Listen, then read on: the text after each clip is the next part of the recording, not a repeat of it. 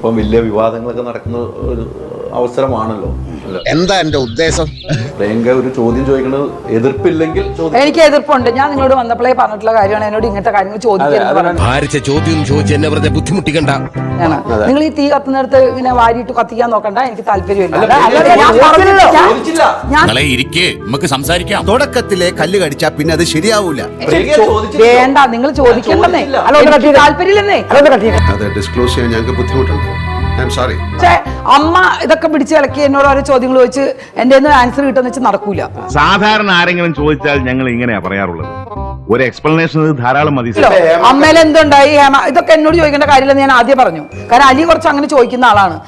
ഇവൻ ശരിയല്ല, ഇവന്റെ ഉണ്ടകണ്ണ് കണ്ടാലറിയാം കള്ള ലക്ഷണമുണ്ട്. ഹലോ, ഞാൻ എത്ര വർഷമായി സിനിമ മേലോ വാതിൽ മുട്ടിയിട്ടുണ്ടോ ഞാൻ ചോദിക്കണം. അങ്ങനെയൊക്കെ സംഭവം ഉണ്ടായോന്ന് ചോദിച്ചെന്നുള്ളൂ. ഇല്ല, ചേട്ടാ മോശമല്ല, പുള്ളി നല്ല രീതിയിൽ സംസാരിച്ചോണ്ടിരിക്കല്ലോ. ഒന്നും മിണ്ടില്ലല്ലോ. ഞാൻ എന്താ പറഞ്ഞു?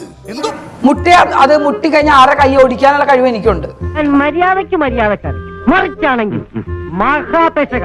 പക്ഷേ ഞാൻ ഒരു കാര്യം പറയാം. അങ്ങനെ ഓടിക്കാനായിരുന്നെങ്കിൽ നമ്മുടെ ഈ പ്രൊഡ്യൂസറിന്റെ കൈ ഓടിച്ചത്. ഇപ്പൊ എന്താ പറഞ്ഞു? പുള്ളി മുട്ടിയോ? ഞാൻ പ്രൊഡ്യൂസർ മുട്ടി. 12 മണിക്ക് ഉള്ളില് മുട്ടി. മുട്ടി ആർക്കാണോ ഇത്രയും മുട്ടണത്? മുട്ടിട്ട് ബാക്കി ഞാൻ പറയാം. ഈ മുട്ടുക എന്ന് പറഞ്ഞാൽ പലതരം മുട്ടലുണ്ട്. ഒന്നും പറയണ്ട, എനിക്ക് ആരായാലും ഇടിച്ചാ മതി. എഴുതിക്കോ, ഒപ്പിട്ടോ. ഹലോ, അഷ്റഫ് എന്ന് പറഞ്ഞ ഒരു പ്രൊഡ്യൂസർ മുട്ടിയത് എന്തിനാണെന്നറിയോ? നീ അതിന്റെ പേരിൽ പറയാ പുറത്താരോട് പറയുന്നു. ഞാൻ അന്ന് ഷൂട്ടിങ്ങിൽ അഭിനയിച്ചുകൊണ്ടിരിക്കുക. എനിക്ക് പനി കടുത്ത് തന്നെ ഹോസ്പിറ്റലിൽ കൊണ്ടുപോയി. അപ്പൊ അത്രയും ബുദ്ധിമുട്ടി റൂമിനകത്തിരിക്കുമ്പോ ഒരു പ്രൊഡ്യൂസറുടെ ലെവലിൽ വന്ന് മുട്ടിയതാണ്. മുട്ടി തുറന്ന് പ്രിയങ്ക അങ്ങനെയുണ്ട്. ആ സെക്കൻഡ് എന്നെ ആശുപത്രി കൊണ്ടുപോയി എനിക്ക് വേണ്ടുള്ള എല്ലാ കാര്യങ്ങളും ചെയ്തെന്ന ഒരു പ്രൊഡ്യൂസറാണ് അഷ്റഫ്. ആ മുട്ടിലും മറ്റേ മുട്ടിലും ഒന്നും ഇതിനകത്ത് കണക്ട് ചെയ്യണ്ട. ആ മുട്ടിൽ മനുഷ്യനെ വെറുതെ ടെൻഷൻ പിടിപ്പിക്കല്ലേ. ഇനി അഥവാ വേറൊരു മുട്ടിൽ വന്നാൽ അത് കൈകാര്യം ചെയ്യാൻ കരുത്ത് എനിക്കുണ്ടെന്നേ. ഇനി അഥവാ വേറൊരു മുട്ടിൽ വന്നാൽ അത് കൈകാര്യം ചെയ്യാൻ കരുത്ത് എനിക്കുണ്ടെന്നേ. എന്താ പനി എങ്ങനെയുണ്ട്?